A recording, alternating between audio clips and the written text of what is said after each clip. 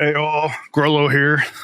Enjoying a snow day. We got that super quiet thing going on outside because of all the snow on the ground. I love that. The next Star Citizen video is coming soon, I promise. But Steven responded to Narc's video, the video I reacted to a day or so ago. And so I wanted to hear what he had to say. I personally think it's pretty cool for the lead of a project like Ashes to come down into the trenches with us like this. It would be like Chris Roberts responding to, I don't know, a controversial take from Grumpy or something. And again, like I said in the last reaction, these two projects have similar challenges, technically, socially, economically. And so a lot of what Steven is going to say in this, I'm assuming, will likely be relatable and have some parallels that we can draw to other games on the road to delivery, like Star Citizen or PAX Day or etc. So even if we're not interested in Ashes as a game, let's observe and learn from this, is my take. So let's hear what Steven has to say. And this is through an interview with Asmongold, by the way. So let's hear what both of them have to say. Okay, rolling it. Mike is... Hello. Yeah, hey, how you doing? Not bad. Good. How you doing, brother? I am chilling, man. Just looking at all this stuff going on with the game. Obviously, it's been probably, I'm sure, a pretty interesting week or so for you. And oh my goodness. Yeah, a lot of people, a lot of opinions, a lot of videos, and a lot of reactions. And so, obviously, I think that you probably saw a lot of like kind of what I discussed with Narc about things and Sure. What like kind of the frustrations in the community are about just different aspects of the game. And kind of like what's your take on it? Like how do you feel like people have been responding? Well, I think the first thing that's really important is, you know, I get a lot of comments from people that say I really shouldn't be responding. I'm the head of the company. I'm the, you know, head of the project. Like, you know, let this be a news cycle and go away after 3 days. But I want to give context into why I engage, why I respond, even if it means that it gives life to, you know, the negativity or the claims that are not true, beyond the news cycle that might have occurred with just that single video. And it's because, you know, we care very much about what we're doing. And I didn't start this company to be another, you know, development team or publisher that doesn't respond and doesn't engage with the community. So I just want to get that out of the way first. Sure. My primary problem, and I tried to put this in the response, is that, look, it's fair to talk about communication. It's fair to talk about, you know, things that we could have said differently or done differently. But the key takeaway and the problem that I had with the video that was portrayed was the definitive statements that what we've shown in our development updates are not real. And that is absolutely not true. And Narc has zero basis whatsoever to make that statement. And I think the biggest takeaway for anybody that's watching the video, as you had, right, is to look at him showcasing a section of the world that was at the edge of the map, that is in the dunes area, that is incomplete. So is this part at the edge of the map or not? If you watched my last video, in my initial reaction to Narc's video, this was a part that I took exception to as well. After kind of watching these sand dunes and like seemingly claiming like this is all we got and like everything in the original Ashes video was a fake. Like in my video, I fired up the game and took a little jaunt through the desert areas that are showing many or most of the assets that were in the original thing that Narc was comparing to and criticizing. So, which part? The part where Narc showed? Yeah. Absolutely. It's 100% at the bottom of the map. So why did he say it wasn't at the edge of the map? I have no idea. I can log into the game right now with you. If you still have the game downloaded, I can port you to the area in the game, and we can run around together and look at the desert. I think I might have to update it. Yeah, there's probably a few updates. Yeah. I But might do you that. can start updating it, and we can go. Yeah, into yeah, no, for sure. You know, the point that's important is that the video that Narc made. What's going on right now between Asmon and Steven is kind of wild in my mind. Like how often has something like this happened, right? Where like there's feedback from the community, there's a controversy, and like the guy in charge of everything like takes a timeout, comes and talks to like a big streamer, and it's like, hey, let's get in and take a look. I'll teleport you around. I'm like, I can't think of many times that something like that's happened. So this is pretty cool. It has 130,000 views right now. It does. And what he made definitively as a statement in that video was that the desert that we showcased 2 years ago is not in the game. Mm-hmm. I logged into the game and made a video as a response to you that showed all of those assets, all of that terrain, all of that, the cliff sides, the beetle bugs, the scorpions, everything that we showed in the video, even the wisp whelk mount, all of that is in the game. So definitively that was a false statement, right? And I think the key takeaway is why would Narc want to give the impression? He said, I made a video previous. He said that he made a video previously that had 10, 15,000 views. But the takeaway is that wasn't the video that had 130,000 views, and it's not the video that got megaphoned into 500,000 views. Mm-hmm.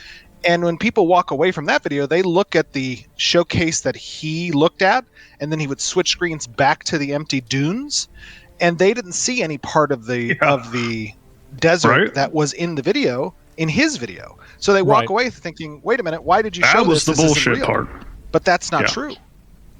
So what Narc said was that basically the part of the desert that was shown, like basically you had promised an expansion to the desert that then didn't happen. The expansion to the desert is going to occur throughout phase 2. Okay. Like phase 2 just started December 20th. We are 15 days in to phase 2. Okay. Yeah, and they've been on holiday the entire time. Like this thing launched December 20th, and then everybody left for Christmas break. Like I do remember them saying that we were going to get an expansion to the desert in phase 2, but they never promised we were going to get the entire expansion on day 1 of phase 2. Okay. And during those 15 days, the studio's been on break the entire time. Yeah, right, because it was like Christmas and like holidays and everything. Yeah, no right. doubt.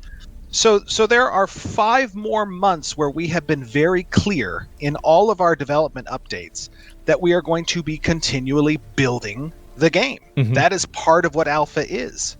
We have said that. And that part means that any alpha is. Territory will expand. It means that the tropics will be expanding, that the Badlands will be expanding. Mm-hmm. Yeah. Like all of those spaces continue to expand as part of the game's continued development. But what's more important is, and I think that this is a key takeaway, is the way that development works is, as you said, there are branches that exist beneath production. And to be clear, production is the name of the branch that's exposed to the player base. So when a build gets completed and when it gets promoted, it has to go through different steps. Give me 1 second. I'm having like effing on my stream. It's like messed up. Give me 1 minute. So it looks like he's running out of bandwidth there. And that's what's causing it. It's possible. Yeah. We might be eating your bandwidth. Yeah, exactly. Let me go back and double. The same thing happens on my PC whenever I update Ashes. Like it just wrecks my bandwidth. I don't know. It's the only game that does that. Anyway, I just paused real quick to talk about the branches. Like this is true of any project. Like a typical software project, game or not, large enough will have hundreds of branches. Like you have production, which is what we all see, which is the code as we see it on the live server, and then you have like feature, like all these different features on different branches. So you'll have hundreds of branches rolling, and in any given time they might be demoing or showing something that is on like some feature branch. And there's really, sometimes it can be very difficult to predict the time frame that any given feature branch will be rolled into the main production branch that everybody sees. Like a feature branch could live for a very long time before it gets rolled in, and it could be rolled into like another staging branch, right? Like you might wind up with like some kind of a test branch that is the combination of like 5 or 6 or 7 other feature branches or more, and then like that's now a branch that will at some point converge with production. So for like These branches can get very messy and difficult to coordinate. Double check. Okay. Guys, are we good now? Do you know if there's a way to throttle the bandwidth that the launcher uses to download? Good You might question. have to do it at the application level. Okay. All right. Yeah, it's because I was downloading the game. That's the reason. It was like pretty fast. I think I might have to just do that for tomorrow because it'll probably cause other issues. Yeah, they're probably. I don't know when the last time was that you updated, but it probably. It was probably back in phase 1, so there might be some substantial updates. Oh yeah, no doubt. I think that's what would make sense. Okay. Well, anyway, you can continue. Like so what about I was saying, the desert and all that. Yeah. What you were commenting about the way that development works is that there are branches that exist in our source control, and we use Perforce, where other features, other areas, other assets are not implemented into the production environment. It's because they're not ready, as you mentioned. They don't connect to other systems. They may not be connecting to certain services. They may not be, exactly. QA'd not to cause server crashes. There's a whole bunch of reasons why those things might not exist. He used the Freeholds as another example. In the Freehold showcase, we showcased all the assets that we've developed. We showcased all the interaction and harvesting that we had developed. We showcased the housing and the furniture and the different mounts and the section of the Riverlands. All that stuff is real. But Narc definitively stated in his video that this is quote unquote fakery. Which is a complete slanderous and liable statement to make. And he has no founding or expertise to make that type of a statement.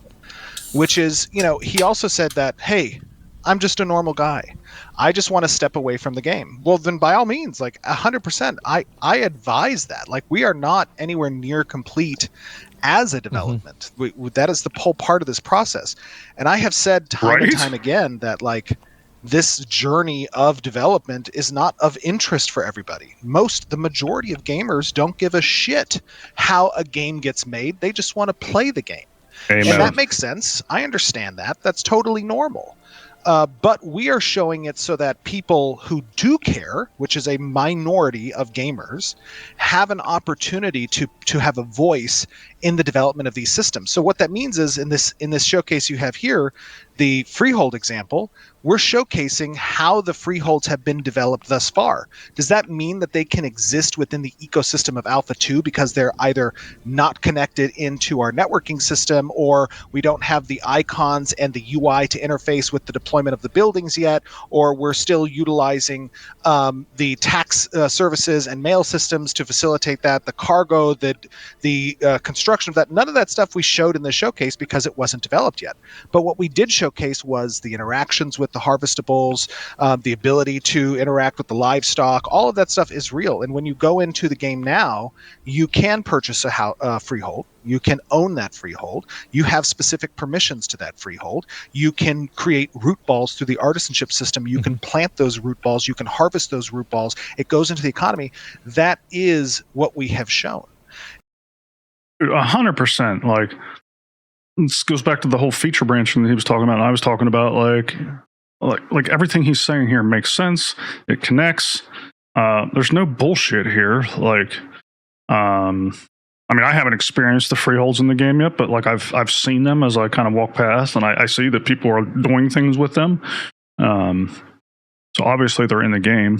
And the thing he was just commenting on just a few moments before that, when he said about alphas being for the minority of people, that also goes back to what I said in my first reaction to Narc's video. Like, we got like mobs of like new MMO hungry people coming into these alphas and expecting something closer to a finished product.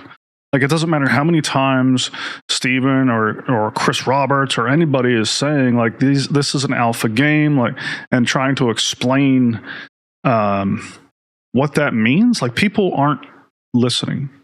People are like coming in and making all these demands anyway, and it just does not make sense to me.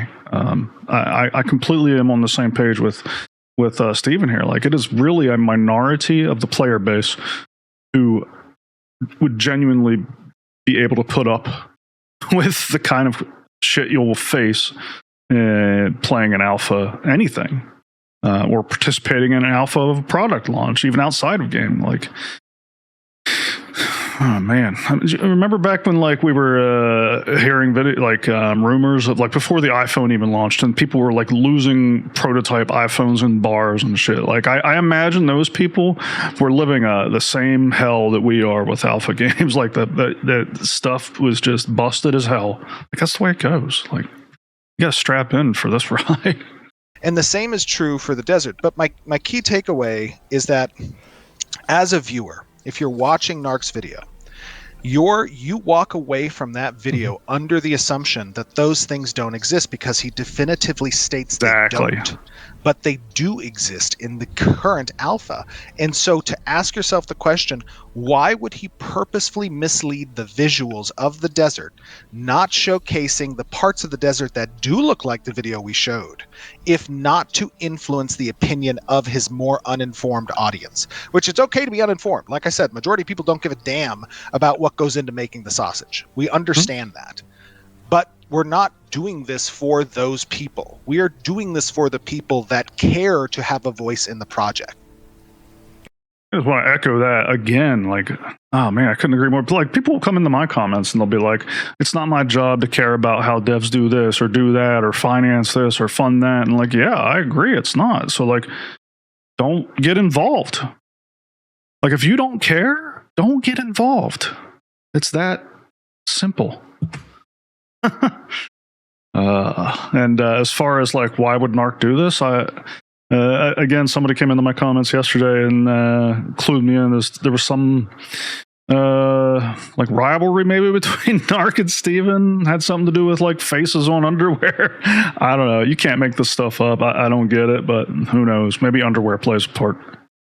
Yeah, okay. Yeah, no, I understand that. So with the Freehold system and like the way that works, so the way that it looks like in the demo that you showed, like with the rabbit mount and everything, and like slaughtering the pig, like does it function that way?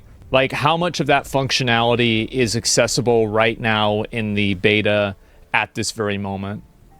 Alpha. At this moment in time, with the freeholds, you can currently harvest resources. You can plant the resources, and there is the Lightfoot Leveret mount, which is the bunny mount that you saw, that you can acquire as well through hunting. Those things are currently in the game. And then what we're waiting hunting on sucks, is the deployment system for the buildings, and we're waiting on the cargo system that should be attached to the freehold that allows you to bring resources to the freehold's location and store them at the freehold in order to construct those blueprints. Yeah. So that's still in our development branch, which is getting QA tested and some additional code to attach it into the node service, because the freeholds are expected to exist on what's called our node service and our zones of influence, because that's how estates are governed. So right now, what we've done to implement the initial freehold system is we've pre-placed certain freeholds throughout the world, so that we can test permissions and we can test the planting and those types of things. And then once we're ready to implement the estates, which means it has to go through our QA branch and then eventually get to staging before it makes it to our Alpha 2 production branch, that is when players will be able to then place freeholds under the estate system. I don't know if Steven is a dev. I don't know enough about his background to know like what his technical ability is, but just listening to him talk, he sure sounds like he's either has been a dev or he's been around devs long enough to learn a lot of the lingo. But what he's spitting here makes perfect sense to me. I was just having a conversation yesterday with somebody, and they were talking about they were kind of talking to me about my reaction, and we were kind of debating on that, because they still felt like there was a little more credibility on the opposing side than I was giving it, and they brought up some of the things that weren't in the game yet that we had seen, and I was like, look, just because it's not in the live version of the game yet doesn't mean it's not there in some feature branch, and like on one of the inside, or not Star Citizen's on the brand, but on one of the monthly updates that Steven and the Ashes team had given, they've showed a lot of things along the way there, and I'm sure at some point we've seen stuff not in a alpha branch, but on a hidden feature branch that we don't have visibility to yet. Like, again, we're not going to get everything all at once, or else it would be a released game. This is alpha. Like, there's so much stuff in flight. Like, you can't just say, well, I can't put my hands on it, so it doesn't exist. Like, that's not how it works. So, okay, but like you can't, like, for example, like slaughter the pig or something like that now. Like, I mean, so like for like percentage wise, it's probably like 20-30% of like what was shown that like you can do right now in the alpha. There are chickens and there are pigs that you can get if you have a tier 2 upgraded node farming station. Yeah. And then you can place those on the Freehold currently as you do the trees and the herbs that you can harvest. And so the pig will appear and then you can slaughter it after a period of time. Okay, so you can do that right now inside of the game in the alpha at this very moment. As long as a node has upgraded to a tier 2 building, yes. Okay. So, all right. Well, that makes a lot of sense. And let's see. Besides that, I feel like there was also the concern about basically the communication for like these different phases and how it works. But actually, you know what? Before I go to that, you were mentioning a development branch. So correct. Basically, there is an internal version of the game probably where more of these features are available than the public alpha version of the game. Probably not just one, a bunch. Well, there are a lot of different branches within our Perforce where we do development, right? We have an engine branch, we have an ICS branch, we have a development branch, we have our QA. Like there's a whole bunch that has these that have these features in different states that they're not all necessarily interconnected. They don't necessarily connect into the network or the services yet. That work hasn't been completed or done, right? It's still they're all like modular different things. That's correct, right? Yeah. There's a lot of developers in my audience watching this. Like, jump into the comments and back me up on this. Like, this is par for the course. This is completely normal. Yeah. And so what happens is, as those features get more complete, they get integrated, and that is where the integration layer exists, and then they get tested. So a great example of this that Narc was talking about is something called our dynamic gridding, which right now our network utilizes a server meshing technology, which is currently in the game. So he says that's not real. It's not going to happen. Yeah, that's crazy. So I don't know if, gosh, I wish there was a way for you to log in. Oh, I can actually stream and you can watch. I can show you. Let me see if I can do that. Give me 1 second. I'm going to just spam a bunch so it doesn't show our DMs or anything like that. And let me make sure that that's good. I'm going to start streaming real quick. Okay. And maybe you can just watch me play on a development client on the Alpha 2. Okay. So I can show you, the badass server workers. Yeah. All right. We're gonna see dynamic gridding. Actually, okay, I just started streaming. Give me 1 second. Let me make sure that I can look at it. It doesn't show yet. I am streaming from on YouTube. Twitch. Okay. Twitch. Okay, good. I thought I was gonna have to screen share from Discord or something like that. All right, yeah, sure. Which channel? Oh, that's a good question. What is my channel? Hold on 1 second. Yeah. It is Steven Sharif. So it's /Steven Sharif. STEVENSHARIF. Can you just link it to me? Yeah. I'll do that. Sorry. Hold on one. Hold on 1 second.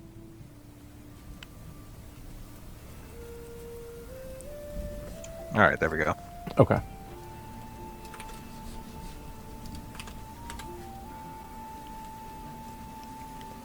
All right. So this is in the dev client of the game. Is that right?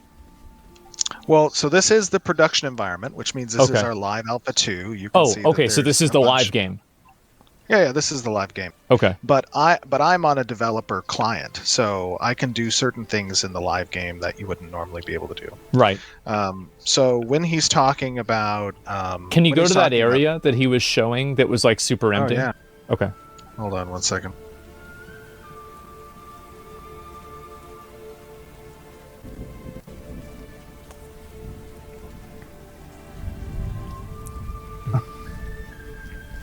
Hold on 1 second. I'll give myself. Yep. No problem. No problem.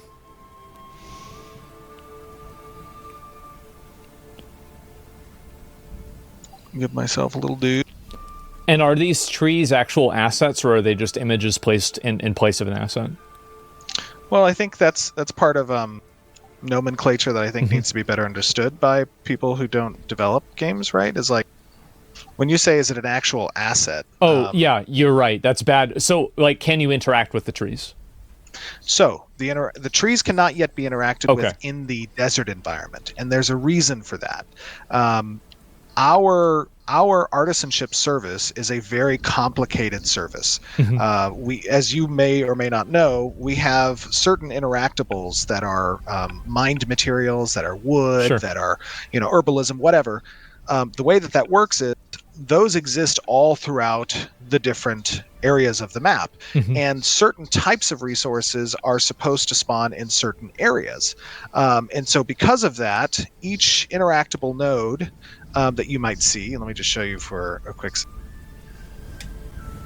I'll just go and show you in 1 second here. Yep. Each interactable object is governed by what's called our artisanship service, and it's a way that you kind of create this dynamic server grid where you pull as many processes off of an individual Unreal Engine game server, and instead you have those governed by a service that lives off of the game server and that game servers can talk to.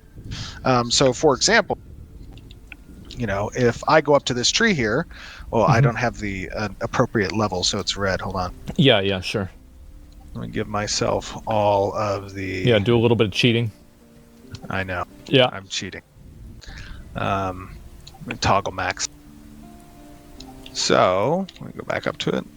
So now I can start chopping this tree that I have a certain level. Okay. But this tree is governed by an area that is under our Riverlands artisanship service. So the trees that are currently in the desert biome can't yet be interacted with because we haven't extended that service into the desert biome. I see. So there's basically let's say we told players you have there's like a middleman that's like not available, so you can't do the interaction. Is that accurate? That's correct. Okay. That's generally correct. So hold on, let me fly to the area that Narc is talking about. Yeah. Under our Riverlands artisanship service. So the trees that are currently in the desert biome can't yet be interacted with because we haven't extended that service into the desert biome. I don't know what just happened there. So there's basically let's say we told players you have there's like a middleman that's like not available, so you can't do the interaction. Is that accurate? That's correct. Okay. That's generally correct. So hold on, let me fly to the area that Narc is talking about. Yeah, I want to see this part of the desert here. 1 second. So these assets are done. I mean, they are created. What needs to be hooked up is the artisanship service, right? And once the artisanship service gets hooked up, then all of the trees and everything will be interactable. Correct. Okay. That's right. So as soon as we get to this section here, I can't even move. Like, I am blocked right here because this area is off of the map. This is the edge of the map. Okay. So this is a wall. I am stuck on this wall. And can you just go around and like kind of show just to get an indication of because I mean the exact spot that he was at, but like, is this true like pretty much entirely around? And then this is what's called our node quirk. So the way that cities exist within the game is they can be developed by players. Oops. And this node has been developed, so it is a desert node. Right. He mentioned that the node is a copy paste of the Riverland. Yes. Hold on. he mentioned that it's a copy paste of the river. Mhm. That's because the way that nodes exist is they exist on corks. So we have a number of different node layouts that are obviously intended that we are continuing to build, that the node team is building. Yeah. But those node layouts aren't fully online yet. So we use in these corks essentially the node templates that we have available until such time as the new templates become available, and we will replace these nodes with those new templates. That's how development exists. Well, sometimes that's how releases exist too. I played New World. No, I get it. I understand. And so around the other area that like Narc was showing in the video, because I just want to make sure that like we nail down this point like 100% about it being at the edge of the map or not. Because like to me, it's like it's very important that like something like this is either true or not. He has to send the coordinates that he might have been at. I don't know where if he has a coordinates, I can port to those coordinates. Yeah. But as I kind of like fly through the desert zone, right, there's a lot of it obviously that's still a work in progress because the zone is being developed. But the key takeaway that I have from the video is that he claims what we showed 2 years ago did not exist. I don't even know that the coordinates matter at this point. It may not exist haven't we near seen the enough? edge of the map or near even as you go into the deeper portions of the map. But all of this desert zone here, maybe not this desert zone down here, is complete. But regardless, like the point of that is that this is still in development. And we have been very clear about that as part of our communications with the audience. That not everything is going to be complete in an alpha, and that I know that can be a difficult thing to communicate, to convey, but it is part of our process. It is part of the development of the game. And so I don't think it's all that difficult to convey or communicate. I think it's difficult for people to hear and understand. Part of that is like he brought up that one image and there was a dungeon I think, or something like that, where it had like this really big tower in the middle. It's called an Essence Geyser. Okay. So the Essence Geyser is a dungeon where a certain monster race that's called the Nagash live. Okay. And the Najash are essentially not Nagash, the Najash. The Najash are the serpent race, which is another development. So the reason why that wasn't the reason why that wasn't available to be seen was because the dungeon isn't in the game that exists in? Correct, yeah. Okay. And we didn't show that in the preview either. We just showed the Essence Geyser itself, which is an asset that we created that's the top of the dungeon. And we showed the monsters that go into the dungeon, but those aren't in the game either yet because their dungeon's not in the game. Their animations are complete, their behavior, some of their behavior trees are complete. Like there is a lot of it that's being, worked in progress. And I think that's the biggest, that's the biggest rub in my opinion. Is that it is easy to look at a development, and as much as we have communicated, which we have communicated probably, and I'm speaking from a gamer's perspective, more than I have seen any other MMORPG of our size in development with a following like ours, probably that I've ever seen. And I don't know if you've seen another MMORPG in development of our size that's communicated more than us. I've seen the negative outcomes of them trying to communicate. Yeah, I mean, usually it doesn't go very well. I mean, like the way that users and like players and gamers like perceive a development cycle is going to be way different than like the way that it actually exists. True. So true. As far as games communicating more, I think Star Citizen would give them a run for their money. As a matter of fact, I would say Star Citizen is probably an even more open and communication model, but the players over there don't give it any more credit than the Ashes players give Intrepid. So, and I'll be honest with you, like the I can't not all players, but a very loud minority of players are just as negative as the most negative in Ashes. The biggest takeaway for me about that, by the way, you're 100% correct. Like the biggest takeaway, in my opinion, about that is many people have said time and time again, when I've gone to DICE or when I've gone to, GDC, Yeah. different conventions, I've talked with executives at other companies and developers and publishers. Mhm. They've said, "Hey, man, what you're doing is crazy. Like that it is, you will get eaten alive." And in part, like we know, that's the double-edged sword. It is. Right? That is 100% correct. That is the downside of transparent development, is that every single thing you say, every single thing you do is going to get picked apart, and not by people who know the process. Yeah. Our citizen people pay attention. Not by people who know what it takes to build these games, or even know what development is, or software development in general.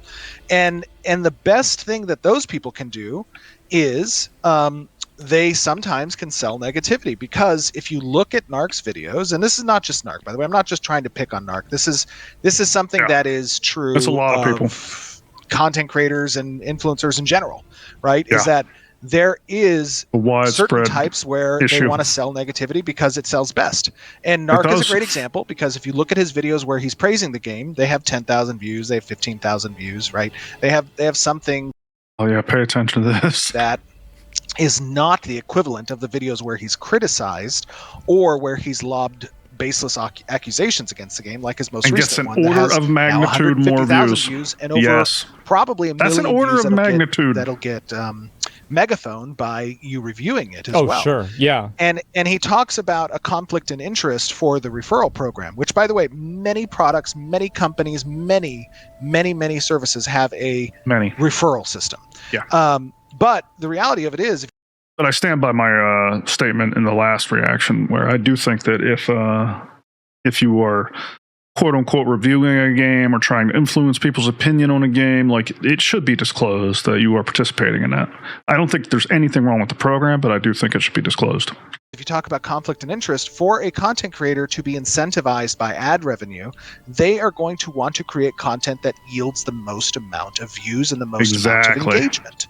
And if you're looking at the proposition of making a clickbait title, or making a rage bait title, or making something that's going to cause drama and get picked up and spread and amplified and megaphoned, like, if you are that type of person that's trying to build your channel, like, why would you not do that? That's a really good point too. Like, if you have one creator over here participating in a program that incentivizes them for saying good things about the game, and then you have another creator here who is being incentivized by somebody else, aka the massive audience of users who tends to click on negative titles to say bad things in order to get income. How are those two things different? You're being paid by different people. Like, this person over here who's saying the good things is being compensated by Intrepid. The person saying bad things is being compensated by Google and ad revenue, but, like, they're all profiting. The person saying the negative thing is profiting far more in this example. It's no skin off of your back per se. You're not getting kicked out of the game. You can come back after a year, and now you have your redemption arc all set up and teed off for you, right? It's like, oh, Ashes of Creation succeeded. A year later. Yeah, I've only done that myself 10 times. Yes, I'm right. But here's the part that gets missed by a lot of people, is that there are actual human beings behind the screen that are devoting their 100 hours a week at times to build something where it matters to us very much, the public's reception, the public's perception, and that is why we create these things. And to see someone say something like, they lied to us, it doesn't exist, it's not in the game, when he has no basis for fact there, that is a super, super hurtful, sad thing to have to. And to be clear, like, I'm not saying that criticism is a bad thing. Like, bring on criticism. Keep it constructive, ideally. But in this case, a line was clearly crossed. It's either something that's true or not at the end of the day, correct, right? And so, like, if it's in the game, then you can show it in the game. If it's not in the game, then it can't be shown in the game. Correct. Like, that's why I made that response video. Yeah, I feel like it's actually like a super, super simple dynamic. And I think that, like, with I feel like with content, it's not necessarily always something that's negative. It's something that reinforces viewpoints that people already have. So like if people already have a viewpoint that's something, it's confirmation bias. People want to hear that their opinion that they have is already accurate. And so for sure. But I will say one thing to that, Asmon. I will say one thing to that. Yeah. Is while you're saying it's true, it's either in the game or it isn't. The fact of the matter is that some percentage of the 150,000 views that he's already garnered with that video will not see that truth afterwards. They will walk away. They may not watch the follow-up video. Right? That's how media works. That's how marketing works. And they're eventually going to, it's kind of like that effect, where they say we have too many satellites in orbit and eventually trash is going to start, hitting each other. And it's going to have this exponential growth of trash throughout, space or whatnot.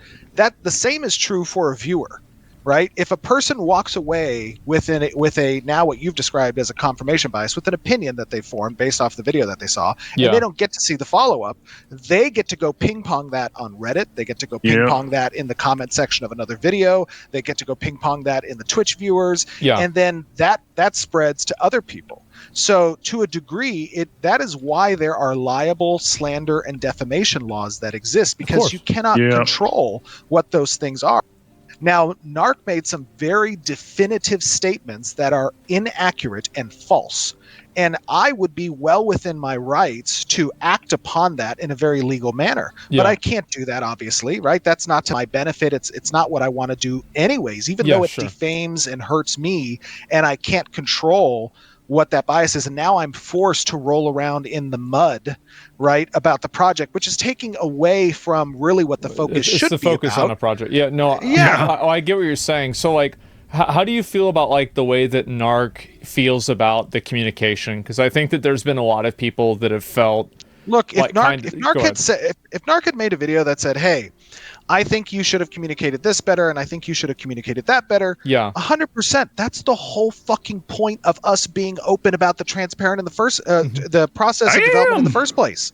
Like that constructive criticism, not going on his stream and calling people who support the game autists and retards and banning them and just acting like a complete degenerate, right? And because, and again, I'm not trying to make any ill will towards Narc. Sure. Like, yes, I'm super pissed about the fact that he went and made a video that was completely defamatory, but the reality of the matter is that we never engaged with Narc from a company's perspective as a content creator. Why? Because his brand was not the brand that we wanted to engage with about the game. Now, of course, that's a big conflict for us because he was creating content about the game, and some of those videos and content were great, but some of them were not. And some of them did not match what we wanted our brand to be. And I got a lot of flack internally from my own marketing and community team when I would even talk and engage with Narc because they're saying, hey, man, like this guy is not a good dude. And I would say, okay, I mean, this is just marketing and PR people are always, 100%. They are so careful. I'm fully aware of that. And I think that makes sense, right? That's their job. But you talk about banning, right? And so there were a lot of criticism. This actually wasn't really even discussed in like the conversation. The Reddit? Yeah, people getting banned on Reddit for that's so false. Like that's another thing that was absolutely crazy. So let me tell you. So people aren't getting banned. Well. Like, here, listen. So you know this very well. Narc was in his stream. Narc was in a stream for 4 days straight, playing at the beginning of phase 2. He was running a subathon. Yeah. And in the subathon, it was a total hate fest, right? And he had a pretty solid 300 viewers. Anybody who was watching can corroborate this. This is true.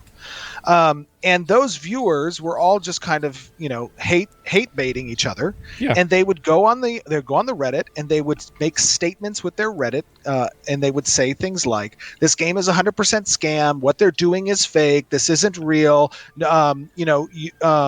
They should be shut down." All these types of things, right?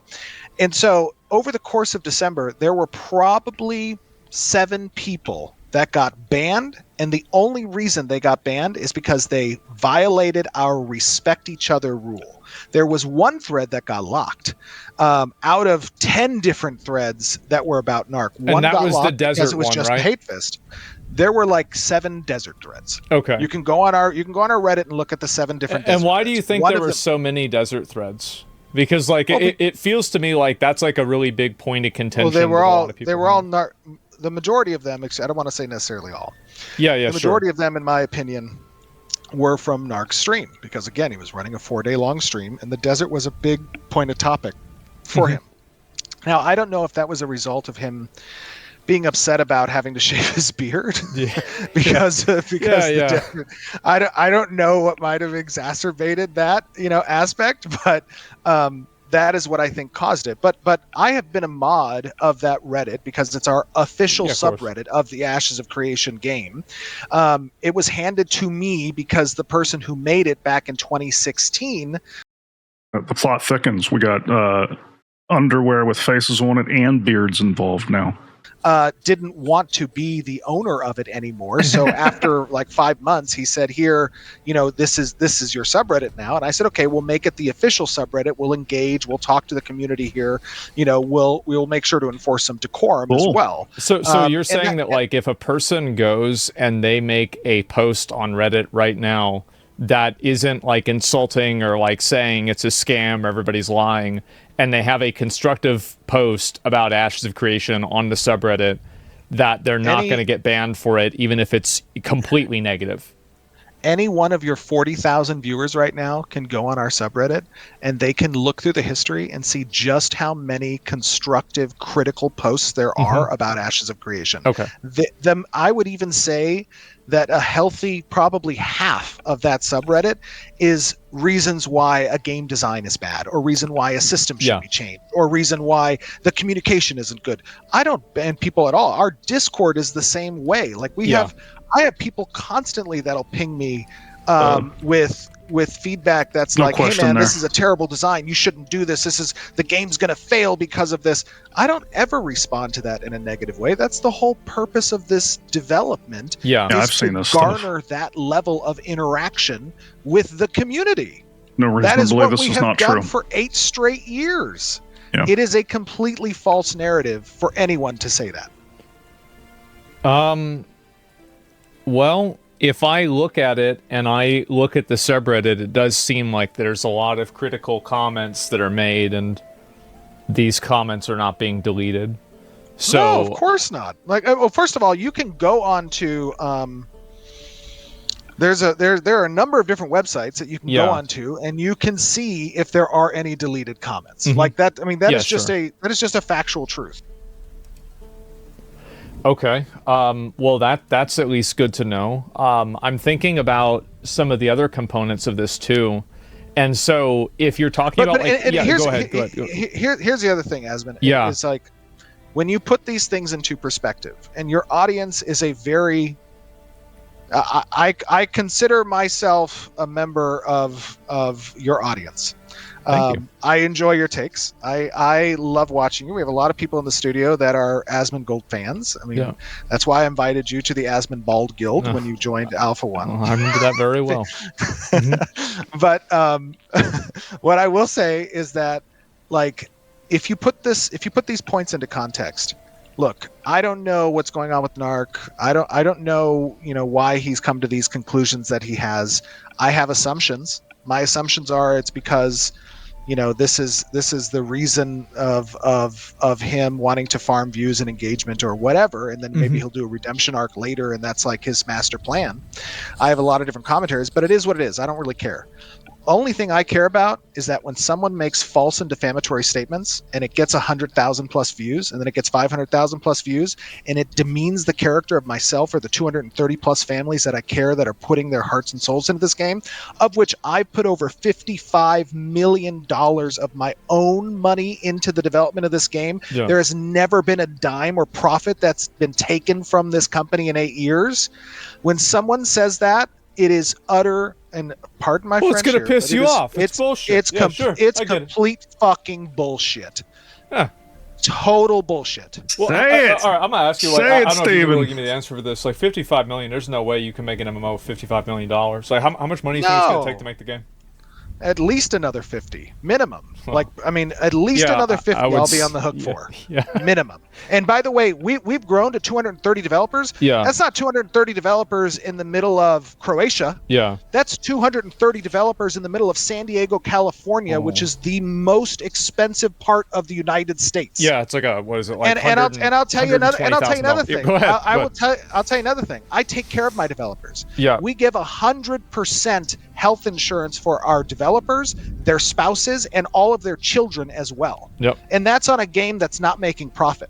Right. So for someone to demean my character like this and to drag me through the mud this way is absolutely out of character and wrong. Oh, speak it, Steven. So freaking it's getting me a little riled up. But this goes to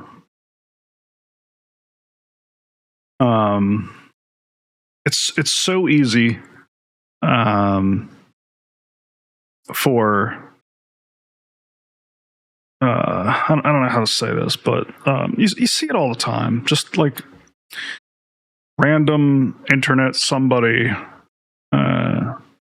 piling on to somebody like this who's putting a ton of money into the economy, into people's lives, into, you know, like they're building something. They're giving back. They're contributing to what makes everything tick. And then some random person will just come and do exactly what we're seeing here. Just dump all over it. It just, you know, this resonates with me.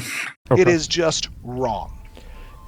No, I understand eyes that. are I burning. mean, what do you think about like the 6 years of the game being an alpha? Because he said he did the math on I it. think I said this at the start of this development. Yeah.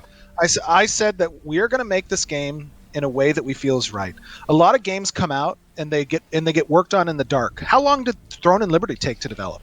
12 13 years. Lineage. And Lineage 3, Yeah, exactly. 12 years. And by the way, this is no hate against 12 years. NCSoft or their game. I think they did a great job. I'm just saying it took 12 years to make, and that was from an established major MMO RPG powerhouse. Oh, Star Citizen people, I hope you're hearing this too. We've talked about this on my past videos. Like, I put a video. If you haven't seen it, go check it out. It was a video about like why Ashes and Star Citizen are taking so long to develop, and we looked at a bunch of games that similar levels of ambition in some cases not, but just kind of looking at the development times of these games over time, and this is a really good point. I mean, people are thrashing Star Citizen all the time because it's on 12th year. Many of those that you can't even really count. And again, I go into all that more in that video, but yeah, pay attention to this. To build a game like that, right? And I'm not trying to judge whether or not Throne of Liberty was good or whatever. I don't, it is what it is. But it takes a long time to make a game. Opinion. Yeah. But it takes a long time to make a game, and it takes a real fucking long time to make an MMORPG, and multiply that by 10 when you're trying to do the level of complexity and systems that we are trying to do, which is fucking crazy. Yeah. No, so do you don't have like a time frame or anything for how long the alpha is going to last? Do you know if I told you a time frame today and that time frame changed? Uh-huh. What would happen? What would happen? I would be you'd be lying again. Yeah, exactly. I'd be a liar. Yep. I would be a liar. So you don't want to get a time frame because then you're going to get nailed down for another video about you lying in the future. No, I think that's fair. The other thing is like, how can I give a time frame when we just started our Alpha 2? Yeah. The whole point of this fucking Alpha is to test everything. Right? And before we go into full onslaught production of these core systems, we need to test that 1, they work, 2, players want them, and 3, whatever we need to do to make those systems work differently, we have time to do that. Yeah. Like, that's the whole point of Alpha 2.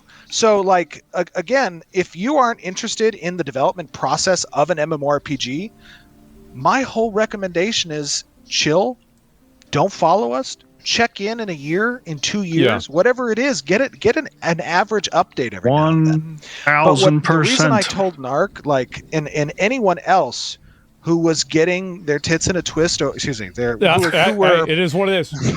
Yeah, no, true. Yeah, for sure. Who were getting their boxers in a bunch because of the development process. Yeah. Go take a break.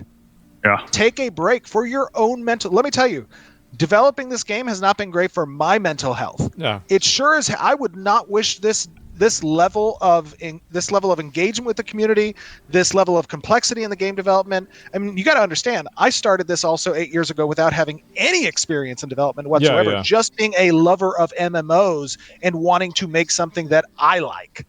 Oh, there you go. That answers my previous question. He has no experience, so there you go. Right? So, like, I had to run through the crucible on fire with my head on fire.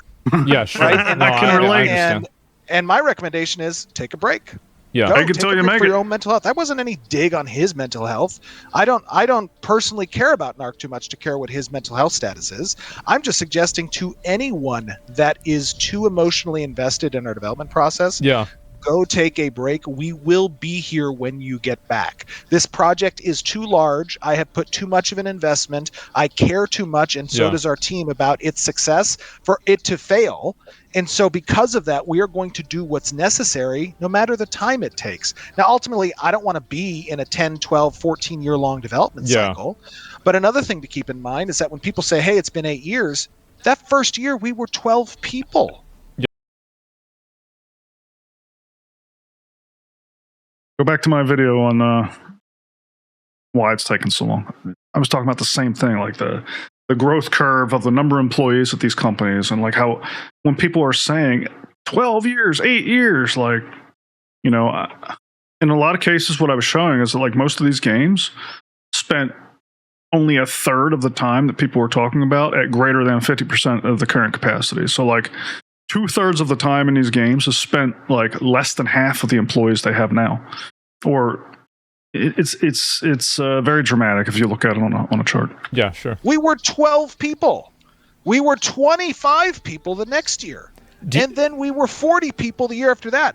Yeah. We didn't start this development with 500 people on the side. I don't have $700 million that I've collected from crowdsourcing like Star Citizen. And again, it's no heat against Star Citizen. You know, it is what it is. No heat. I'm just saying, like, this is a project built of passion. And by the way, Ashes isn't going to be for everybody. We are a PvX game. Probably half the market doesn't want PvP in their game. Half of the market share of MMORPG players probably do not want our flagging system. But I understand that. And there's space in the market share for a game. I talk to so many people all the time who are like, a PvX PvP game is doomed to fail. Like, it's never going to win. Like, only PvE games reach critical mass. Blah, blah, blah. I'm so glad he said this. Like, to all those people, like, don't play the game. Like, if it's not for you, don't play it. Go play the PvE game. Go like Final Fantasy. Wow, like there's plenty of games out there that cater to you. Like these PvX games, like Ashes and Star Citizen and PAX Day eventually, like, yeah, like they're not going to be for everybody, and that's fine. Not every game has to be for everybody. Like give the people who want this kind of thing, give them something to play. Holy cow! Like us, even if half of the people don't like our visuals, don't like our art, don't want our mechanics. Okay, do we want to gatekeep the other half of the market share that do want that? Is it, if you don't like it, does it mean it shouldn't be made? Does it mean it's a scam? Well, according does to it mean that you should demean the character of the people who are putting their blood, lives, sweat, and tears into the project and make false statements that you yourself can be liable for like that, Narc? No. Well, so if you want to walk away, if that's truly your intent, then by all means, walk away. Don't drag us through the mud in an effort to get views and misrepresent the game when you do it. Yes, like come off of it. So we could go back to this old desert situation, right? About it being an expansion to the desert. Here we go. Now, whenever you were talking about the expansion to the desert that was going to happen on December 20th, what is that? What? That's the nodes. That's the node. Okay. So these three locations, you see this node that says Athanar, Sunhaven, and Asmaron. Like those were nodes that didn't exist before the 20th. Okay, so those all got added. Now they can they have nodes. Can you go to one of those? Like, because I think you went to one of them. Yeah. Okay. Hold on 1 second.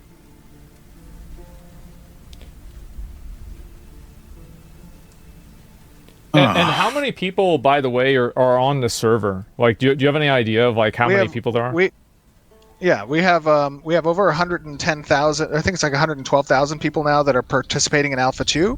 And on our record for a server was 7,400, I think, on December 20th. We had 7,400 people on one realm, which, by the way, for an Unreal Engine 5 game is, I don't know of any other UE5 games that have released that have been able to achieve that number. So if anybody else knows that, that's Right. they can. Yeah, they can, I don't think so. Yeah, I'm not. I sure. don't think so. So this is the Sunhaven node. Okay. Right? And this. So this is one. Now, to be fair, from what I understand, it was not performing great at 7,400. But again, nor has Star Citizen at high numbers with current stuff. I mean, these systems are still work in progress, folks. But the fact that it was running at all at 7,400 UE5, And this was it's not nothing. added in the December. Okay, so this is correct. So to say that like there was nothing that was added, this was added. Absolutely. Okay. Yeah, there were 3 nodes that were. And there there's were 3 two nodes more that of them besides this. Correct. Yeah, that's Okay. right. And they were encampments before this, and they were crossroads before that. Yeah. So anybody that played it, they can come and they can see this. There's building sections here that a mayor can construct. Is one of them called Asmarin? Because I think that's where a narc was in the video. Asmarin? Yeah. Can you go to that? Because like again, it's just about like this thing about it being on the edge of the map. To me, this might sound like some kind of like weird fixation, but like to me that matters a lot because it's like, was it or wasn't it? Yeah, that's fine. The other key takeaway is that whoops, I got stuck under the ground. Yep. Nobody look. You're not supposed to teleport. Hold on. There we go. This is Asmarin. Let's see where were I hope people are already you can see watching this and relating this and understanding the parallels between development here and development elsewhere. Down there at the bottom. Yeah, if I look at his map, it just like I don't know. I mean, I could this is the edge. This is Asmarin, and then this is the edge right here. Okay, you can't go further. So if you just go, okay, so you can't even. And this is the case all around the map. Right, like this is like if you go, you can see the map edge is here. So you can't go further than that. Okay, so this. Okay. See, I'm trying to like it won't let me. Okay. So and that's where Asmarin is. But again, the key point isn't so much whether or not he was at the edge. That's fine. Yeah. Maybe he was 100 meters off of the edge. I don't know. But regardless, the point is he showed side-by-side comparisons of our showcase from 2 years ago, and he said none of this is in the game. That is what he said. Yeah. He said none of this is in the game, and that's bullshit.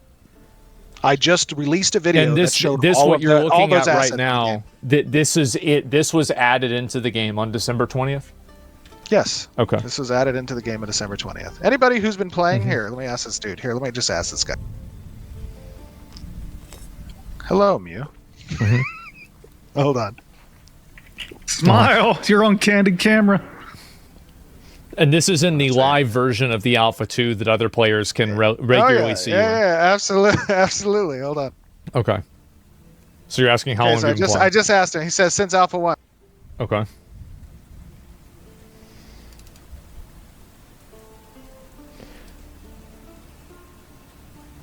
Somebody else saying they were there. Yeah.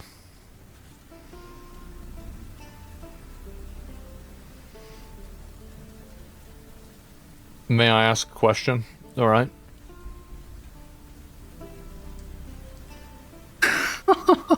Were these nodes present in phase 1? He says no. There you go. All right. Well, he's gonna have to check his PayPal, right? Hold on. Let's give him a hat. We need to give him a hat. Okay. Hold on.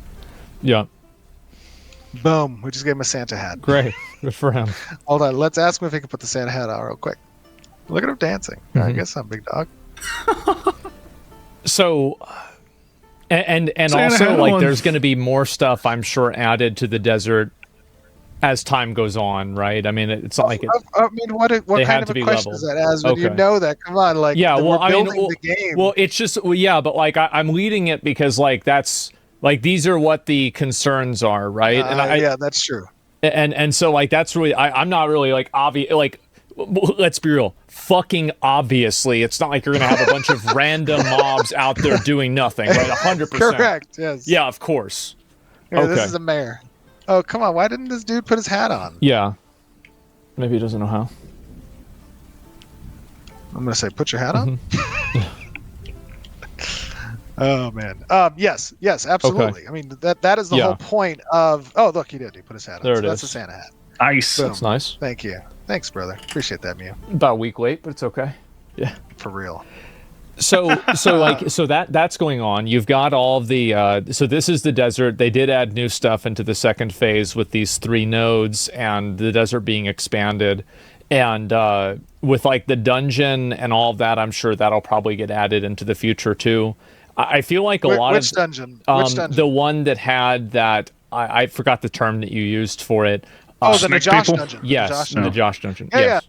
yeah. Absolutely. So we just added the Befallen Forge dungeon in, which is like a bunch of undead dwarves that are governed by a Dracolich, basically.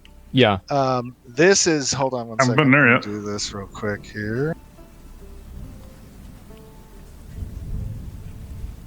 This is the Befallen Forge dungeon, which just got added in December 20th as well. There's a little party here that's probably trying to do things. So it's an outdoor dungeon. No, this is an indoor dungeon. Oh, I'm not kidding. So I haven't even leveled up. I haven't even finished non-instance. leveling up yet.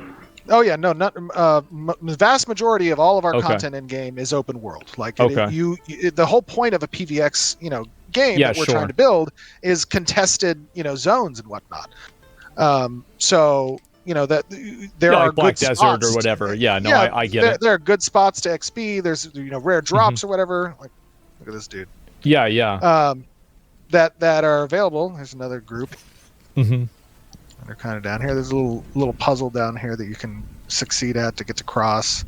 But yeah, it's all open world. And in the dungeon you're talking about, the Najosh dungeon that has that Essence Geyser, the Essence Geyser asset is complete, but the asset kit that's used to actually build the interior of that dungeon is obviously something that we're still working on. Okay. The Najosh monsters and whatnot have been worked on, and those models we've shown, and that's the whole point of our development update that we do every single month, right? They're really the good. whole part of us showing all of these assets getting created, all of the world being built and the monsters being constructed, like that's, oh god, I'm gonna die. Hold on. The whole point of that is so that we can get player feedback before we move into mass production, which is an alien idea for many people, for many developers, for many publishers, because of course you can run into situations like the one we're currently in, which is where, hey, a lot of people who are witnessing the game that are very, we have millions of registered users that are interested in Ashes of Creation, because for 8 years we've been very public about its development, which is a good thing. That's the good side of the sword, is that we don't have to spend any money on advertising. We don't have to spend any money on marketing. There is a cost that comes with us needing to each month kind of prepare something to be shown to the public. That's why we have a community team. That's why we have Margaret, who heads up that team, right, in the communications team, and a lot of like Jared Huckleby and the Star Citizen like having community team to kind of to essentially having that exposure to do regular updates, because there's also like there's a degree of accountability with it. No, absolutely, I can easily see absolutely. And the biggest concern is that like something changes and the community puts you on a flail for it. Yeah, of course. Right, where it's like, oh, you promised this and now it's not a thing anymore. Well, the whole gambit, the whole gamble of this approach is that we can be open about the changes, and we can foster some degree of understanding from our community when those changes happen for the game. Isn't that what we want to see, rather than getting something we had no idea about on day one, hating it, and then the game fails, and now boom, that game is gone. Yeah, like they can't go back and they can't fix it, right? Because they've already put $300 million into creating what it was. Yeah. And for them to go back and fix it, it's going to cost another $100 million or another $150 million in order to do it. Right. So like to that degree, you're mitigating risk on the side of the open development in exchange for the risk of landing something that people didn't ask for or don't want, right? Well, in my opinion, it's worth this risk that is now being realized in the communications department. That's a problem, right? And instead, what we're mitigating is the risk that we land on day one without an audience that gives a fuck to play the game. Yeah, sure. Of course, right? Because like that at that point, it's like you're going to have people that, like, if you develop in the wrong direction, you go too far in that direction, you can't change course, and like then you're kind of stuck there. Correct. Like I've seen a lot of games that have ended up being in that position. That's absolutely right. And let me tell you another big thing. One other thing that is really sets my bullshit radar off. Okay. He says, that he doesn't agree with the pricing. That was the big thing I wanted to talk about. Yeah, no, absolutely. And that's totally fine. Like, this is specifically priced in part to restrict the number of people who are participating in this alpha because it's not for everybody. In addition, we have to pay for servers to host at a minimum 1 year's worth of time that our alpha is going to be live. Mm-hmm. And that $100 goes to pay for that 1 year's worth of what would normally be a subscription. Sure. 1 year's worth of what must normally be a subscription. So how much, what does that come out to? And then on top of that, we're giving 1 month subscription. Did a video not too long ago on server costs and what it takes to run MMO games. I was specifically talking about like what the server infrastructure could look like behind Star Citizen 1.0, but it's applicable to Ashes as well. So go check that out if you're interested in this question of like what will a year cost. I mean, it won't answer the exact number, but it'll kind of help you determine how you could calculate such a cost and why this is not bullshit, what Stephen is talking about here. I'll link it in the description below. Subscription with it, and we're also giving access to all the betas. So I get it. People don't want to pay that money. That's fine. We literally tell people, do not buy the alpha. This is not a game. This is not for you. You will lose nothing by not participating in our again, alpha. they've said it. The game will launch and you cannot pay a box price for it. We don't even have a box price, which is, in my opinion, the best monetization model. Well, that's the biggest like injection. Yeah, of course. Correct. So anybody that goes out there and says this is a scam, I am telling you that this game that I've sunk $55 million or more into over the course of the last 8 years, myself personally, so far, and will have to put in another 50 probably. Yeah. That you should not buy the game, and we have a 90-day refund policy on these $100 alpha keys. Yeah. And we do not have a minimum time requirement if people want a refund. Uh-huh. If you want a refund and you go in and you play this and you play our alpha and you test our alpha and you test it for 10 hours, 15 hours, we are granting those refunds because we don't want people to be upset about that. So it is total fucking bullshit that the statements that the way he represented us and the game in his video. And again, I don't want to pick on Narc. Like, okay, dude, sure, go play another game. Go enjoy your content creator career. Yeah. Go play Dark Souls. Do you? This is your life, brother. You go do you. But you lit a match, and you threw it behind you, and you said, fuck you, Steven, fuck you, Ashes, and fuck you, developers. And that's fucked up.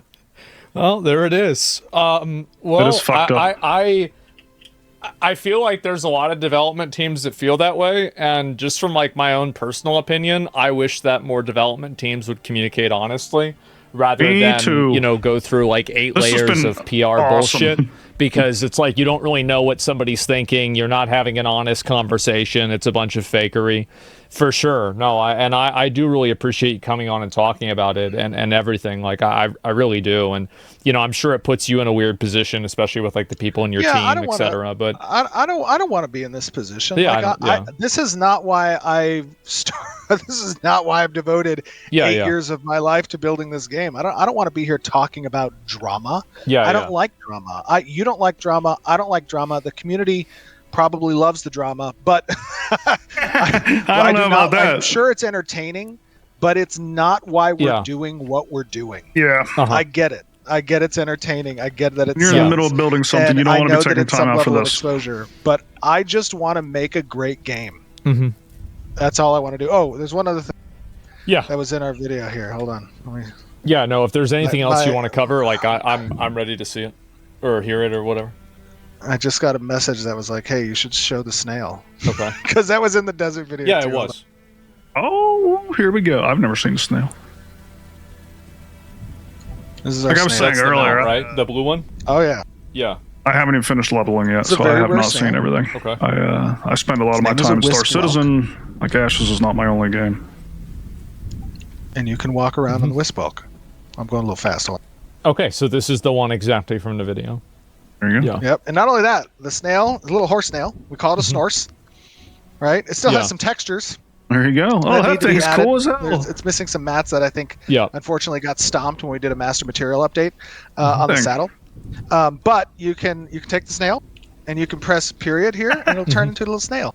Oh shit. Okay. So it's like a mount, like and then, special. And then you can yeah. just no! Oh, I killed the fucking snail. God damn it. Oh wow. So it has like 2 different movement types Yeah, it has 2 different movement types. outside of that guy attacking you. Yeah. Yeah, that's sad. Okay. Well, yeah. That, no, that's There's one other thing, Yeah. by the way. Pirate Software Thor. Yeah. He's been playing the game a lot.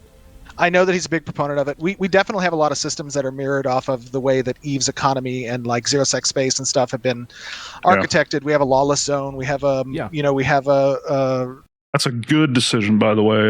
It's something I hope Star Citizen does as well. Like kind of steal.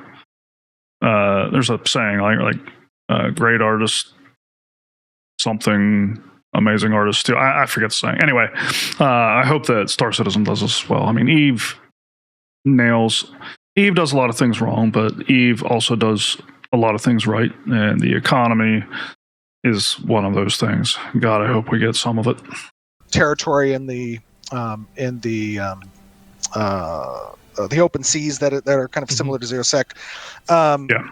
And a lot of the things that Narc said about Pirate are just totally unfair and demeaning as well. And I think that it's important. The biggest takeaway that I have when it comes to these types of interactions is that we're all part of the same ecosystem and genre of player groups. Yeah. We have all been, I went on your show back in 2020 when I was driving to Vegas, and I made the statement that as an MMO player, we all feel like a bunch of beaten dogs. Yeah, I remember this. Yeah. And that is still Good to analogy. this day very true, and we all know this because of some of the games that have recently released. Yeah. But what I will say is that there is some level of camaraderie that should be had within our community as MMORPG gamers, because the only way that we're going to get games that answer the calls of things that we want. If you're looking for that camaraderie, go right now. Go check out unhinged.gg. There's plenty of camaraderie over here for you, people. Which is not gotcha quality of life bullshit monetization, which is not pay to win, which is not undermining the player achievement in game and integrity. Like, those are the core tenets that I think are most important when it comes to actually bringing in an MMORPG to today's market, that I think a lot of developments and a lot of publishers are still getting wrong. Oh yeah, of course. And we can be supportive of each other. The tribalism doesn't need to exist. A game doesn't need to call to you aesthetically, visually, or mechanically in order for you to say, hey, I wish that game does well. Yeah, I wish that game finds an audience. I think a lot of people, the reason why I think a lot of people do it is that and this is especially true with gacha games, is like they're terrified of their gacha game going end of service and like all of their waifus going into the void, right? And like it's the same thing with MMOs, where it's like, well, I don't want to have this game die because this item that I spent 1,000 hours farming isn't going to matter anymore. I think that's the real reason why you see a lot of the tribals. Yeah, exactly. Yeah, for sure. Absolutely. Yes. No, I mean, you're 100% correct. What I'm trying to do is I'm trying to speak to the better part of humanity, which is different than that. Hey, look, you may have a sunk cost, but in order for that sunk cost to feel better, there can be something else on the horizon for you to move to. And those things will be less if you shit on them. Yeah, sure. Like there will be less opportunity if you shit on it. The reason why people say the MMORPG genre is a dying genre is in part our own culpability. We as an audience have some level of responsibility to be supportive of the people who are trying to push the bounds. And I'm not saying for people to come and support me. I will do this on my own. Okay, that is okay. You can watch, and when the game comes out, if it's for you, please come and join us. Yeah. But we can still be supportive of each other. And it doesn't need to be a light a match and stroke the fire because you get some views. Plus 1,000 on supporting. Like, we're all sitting around saying we want more games. We want the next great MMO. We want something better than what we have. We want like something like Ash or something like Star Citizen. But then like so many people in the community just freaking want to ride it into the ground, and then we wonder. No, there it is. Well, hopefully, I mean, I think that I agree with you there. I mean, I feel like that's why I wanted to have the conversation with like you and also Narc, is because I feel like at the end of the day, almost everybody really does want the same thing. And so it's like, why is there this much animosity and hostility over people that effectively agree with each other? It's a very, very weird dynamic, right? And so I do hope that, like, you know, more honest conversations like this and everything do really kind of help people get that better understanding. Yeah. So yeah, I hey, mean, look, I it's Thor. do. Yeah. We found Thor. There he is. There is the guy. Oh shit. He's flying around on his little thunder wing. Oh, he's got a flying mount too. Oh, he's a mayor. He's a mayor of one of the nodes. Yeah, there you go. So there you go. That's a nice mount too. It is pretty cool. It's a sweet mount. Well, look, man, I really appreciate you coming on and talking with it and just like giving everybody a just like straight up like no bullshit version of like what's really going on. So yeah, thanks a lot. Appreciate you, brother. Appreciate your audience too. Yep, for sure. Hope you guys have a nice new year, and we'll see you at some point in the alpha. If you want to play, let me know. I'll run around with you. We can game. We can get a group together. Okay. Try it out, brother. All right, man. I'll keep it in mind. I'll have to download it whenever I'm not streaming, and that way it won't DDoS me. So I'll see you later. Later. All right, peace. I need to use the bathroom again. Give me a minute. Yeah. So man. Wow, what a day. What a day. What a day, to be honest. I think that is exactly what I would say. What a day. What a fucking day. Man, that is crazy. Oh my fucking god. Rising stream? Yeah. Baited Steven to showing the entire game? Yeah, I guess so. But, man, let me get... Yeah, I've been cooking? Yeah, I mean, well, the reason I wanted to get Steven... That was awesome. There's a lot more to this video. I'm not gonna. I just really wanted to react to Steven coming on here and doing the interview. I have not seen this, so I don't know what Asmon's take's gonna be. But this video is getting long enough. So what I will say is, I think it was amazing that Steven came on and addressed this head on.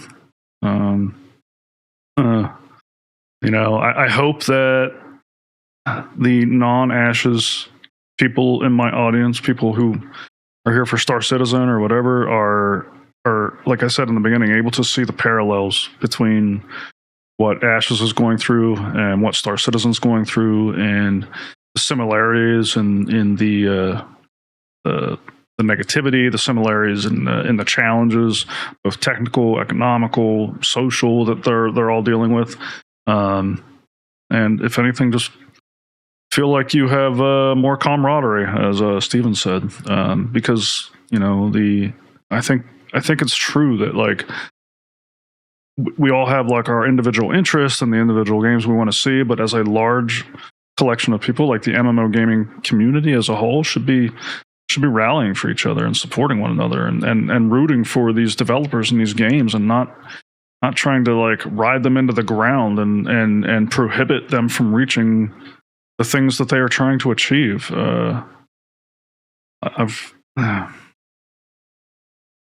Let's root for them.